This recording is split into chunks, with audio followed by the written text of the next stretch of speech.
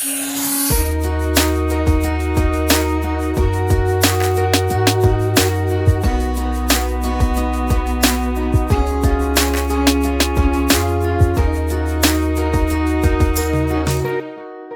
दोस्तों, welcome to चालाकी read between the lines.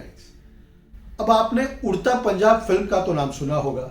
उसकी कहानी यह है कि पंजाब में ड्रग्स की वजह से युवा नस्ल खराब हो चुकी है और ड्रग्स का बिजनेस तो मानो बहुत जोरों से चल रहा है और पूरे पंजाब को टेक ओवर कर दिया है।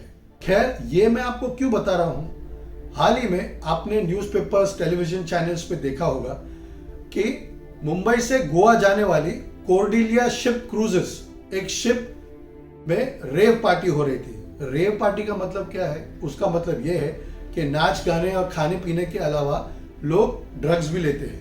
यह सब हुआ अक्टूबर 2 गांधी जयंती के दिन और गांधी जी को छोड़कर लोग सब इसी के बारे में बात करने लगे। अब आपने तो काफी सारी न्यूज पढ़ी होगी, लेकिन इस एपिसोड का मकसद यह है कि आपको मैं बिगर पिक्चर समझाने की कोशिश करूं। जो आप टेलीविजन चैनल्स या पेपर्स में पढ़ रहे हो वो तो ठीक है, लेकिन what is the real story behind all this, ये मैं आपको प्रेजेंट करना चाहता हूं। चलो शुरू करते हैं।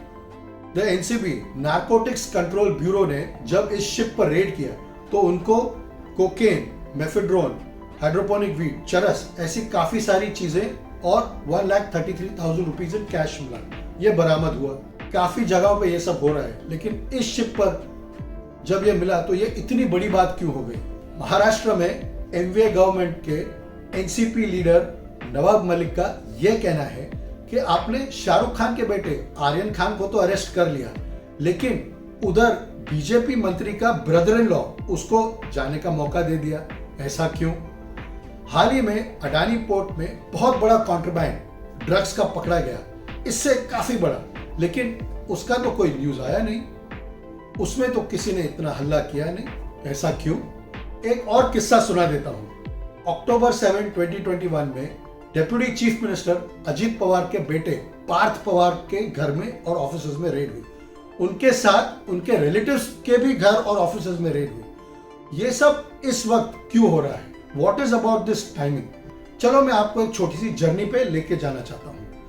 मैं आपको ये समझाने की कोशिश कर रहा हूँ कि इसमें आर्यन खान या पार्थ पवार का कोई लेना देना नहीं है। ये पॉलिटिक्स है और ये इस समय पर क्यों हो रही है, उसका क्या कारण है और उसका क्या अर्थ है और उसकी क्या एक्सपेक्टेशन है, ये समझाने की कोशिश करते हैं। हम 2021 के एंड में आ रहे हैं। 2022 में there are going to be 7 assembly elections, which means 7 राज्यों में इलेक्शंस होने वाले हैं। उसमें 5 राज्यों में फर्स्ट हाफ ऑफ 2022 में इलेक्शंस होंगे। वो है उत्तर प्रदेश, पंजाब, गोवा, मणिपुर और उत्तराखंड, और सेकेंड हाफ में गुजरात एंड हिमाचल प्रदेश। तो आप सोचेंगे हाँ, तो इसमें कौन सी बड़ी बात है? महाराष्ट्र में तो इलेक्शंस 2024 में है, उससे ये सब का क्या लेना देना है? चलिए फिर से कोशिश करता हूँ। जो 7 राज्यों की मैं बात कर रहा हूँ उसमें पंजाब में कांग्रेस को छोड़कर बाकी सब 6 स्टेट्स में या बीजेपी रूल्ड कंट्रोल्ड एनडीए राज कर रही है। और महाराष्ट्र में जहां एमवीए यानी Mahavikas Aghadi, it is a triumvirate of 3 parties, Shivsena, Congress and NCP. अगर इन्होंने अपना पूरा टर्म कंप्लीट किया तो बाकी पार्टीज में कॉन्फिडेंस आ जाएगा कि अगर एक जगह गठबंधन काम कर सकता है तो दूसरी जगह भी गठबंधन काम करेगा, तो बीजेपी के खिलाफ गठबंधन बनने शुरू हो जाएंगे। अब रियलिटी नंबर 2, पहले तो कांग्रेस और बीजेपी में लड़ाई होती थी at a national level, but अब there are regional parties like the TMC and AAP who are entering every state. अगर आप 7 राज्यों की बात करें तो उसमें या टीएमसी है या आप है या दोनों है। ये पार्टीज अब बीजेपी और कांग्रेस को छोड़कर अपनी अलग से चुनौती देने के लिए तैयार हो गई। बीजेपी को ये पता है और ये राज्यों में एंटी इनकम्बेंसी के वजह से वो डर रहे हैं कि उनका समय कम होता जा रहा है। चलिए अब फिर महाराष्ट्र आ जाते हैं। बीजेपी की पूरी कोशिश रहेगी कि महाराष्ट्र में एमवीए की सरकार, जो कांग्रेस, शिवसेना और एनसीपी के गठबंधन से बनी है, उसको गिरा दे। अगर आप क्रोनोलॉजिकल ऑर्डर या समय अनुसार सोचें तो ये सुशांत सिंह राजपूत सुसाइड केस से शुरू हुआ था। उसमें हमारे चीफ मिनिस्टर उद्धव ठाकरे के ऊपर इन्होंने प्रेशर डालने की कोशिश की थी। उसके बाद एनसीपी के लीडर अनिल देशमुख, जिसको अभी तो absconding x police commissioner Parambir Singh और एक्स टॉप कॉप सचिन वाजे, इनका ट्रायमरेट बताया था। और उसके बाद शाहरुख खान के कांग्रेस की तरफ सपोर्ट की वजह से उसके बेटे आर्यन खान को 14 डे कस्टडी में डाल दिया। आप सोचते होंगे ये सब तुम कहां घुमा रहे हो। आर्यन खान को उन्होंने ड्रग्स के साथ पकड़ा, उधर ड्रग्स कंजम्पशन हो रहा था, इसी वजह से उसको जेल हुई और 14 दिन पुलिस ने रिमांड में ले लिया। इसमें क्या गलत बात है? ठीक है भाई, आप तो चालाक हो, आप जो सोच रहे हो सच्ची होगा। ड्रग्स खरीदना, लेना, बेचना गलत बात है, इलीगल एक्टिविटी है, और अगर पुलिस इसे पकड़ती है तो उनको अपनी कार्रवाई करनी चाहिए, इसमें कोई गलत बात नहीं है। और अगर आर्यन खान ने ड्रग्स खरीदे, बेचे और उनको कंज्यूम किया तो वो तो पता चल ही जाएगा और इन्वेस्टिगेटिव एजेंसीज अपनी रिपोर्ट देंगी and law will take its own course.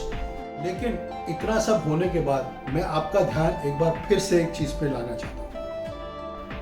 Shahrukh Khan, Aryan Khan, Parambir Singh, Sachin वाजे, पार्थ पवार, ये सब केवल इस बड़े पॉलिटिकल गेम के सिर्फ मोहरे हैं। मीडिया हो, न्यूज चैनल्स हो, they are divided between pro and anti BJP, और हर एक मौका वो छोड़ते नहीं है जिसमें अगर वो प्रो बीजेपी हैं तो वो उस तरीके से न्यूज दिखाएं और एंटी बीजेपी हैं तो वो उस तरीके से न्यूज दिखाएं। ये आपके ऊपर डिपेंड करता है कि whether you are actually able to capture the larger picture. In short, this is the face of ugly politics. मुद्दे की बात यह है कि क्या अब महाराष्ट्र भी एक नया पंजाब है और यहाँ की भी युवा नस्ल ड्रग्स की शिकार हो चुकी है? क्या महाराष्ट्र के वोटर्स को यह लगता है कि लॉ एंड ऑर्डर अब इधर खत्म हो चुका है और करप्शन इतनी बढ़ गई है कि इस गठबंधन को तोड़ना ही पड़ेगा? या महाराष्ट्र और मुंबई के लोगों को यह पता है तो ये केवल पॉलिटिक्स है, पार्टी जो भी हो, ये सब मुद्दे तो आते ही रहेंगे। एमवीए की गवर्नमेंट ने काफी प्रोग्रेस लाया है, ये तो समय ही बताएगा। तब तक मेरे जैसे आप भी मजे लूटते रहिए। जय हिंद।